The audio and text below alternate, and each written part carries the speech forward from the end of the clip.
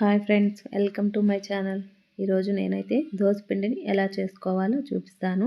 నేను చెప్పే కొలతలతో మీరు దోసపిండి చేసుకున్నట్లయితే చాలా చాలా టేస్టీగా దోశలు అయితే వస్తాయి. చూసారు కదా, ఇంత పల్చటి దోశలైనా అలాగే కొంచెం లావుగా కావాలని మీరు ఎలా కావాలంటే అలా వేసుకోవచ్చు.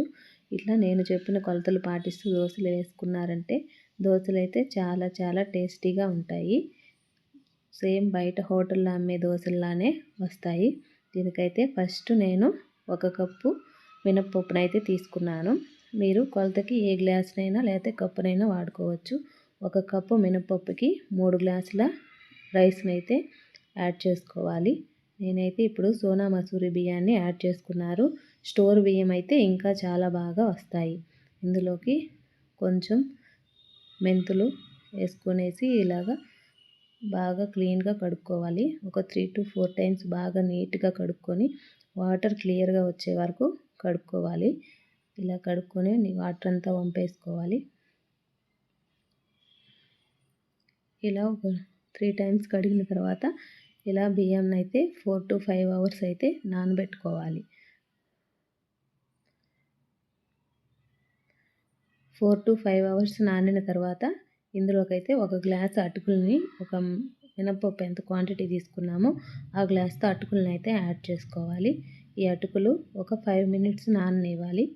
ఇవి 5 మినిట్స్ నానిన తర్వాత వీటిని అయితే మిక్సీ పట్టుకోవాలి.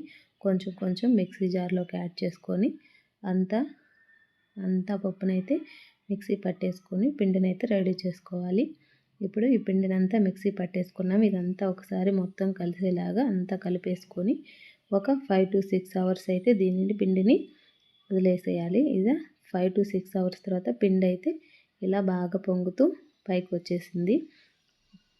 ఇలా వచ్చిందంటే పిండి దోశలు అయితే చాలా బాగా వస్తాయి. ఇప్పుడు ఈ పిండినంతా ఒకసారి కలిపేసుకొని మనకి ఎంత క్వాంటిటీ కావాలో అంత కొంచెం పిండిని సపరేట్ గిన్నెలోకి తీసుకొని కాస్త సాల్ట్ వేసుకొని బాగా కలుపుకోవాలి. ఇందులోకి కాస్త వాటర్ యాడ్ చేసుకొని దోశలు అయితే వేసుకోవాలి. చూసారు కదా, ఇలాగా లావుగా దోశలు వేసుకున్న అలాగే పల్చటి దోశలు వేసుకున్న చాలా చాలా టేస్టీగా అయితే వస్తాయి.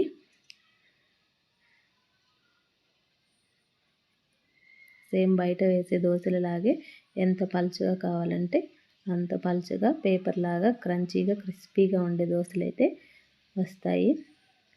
ఈ కొలతలతో వేసుకున్నట్లయితే దోశలు చాలా బాగా వస్తాయి.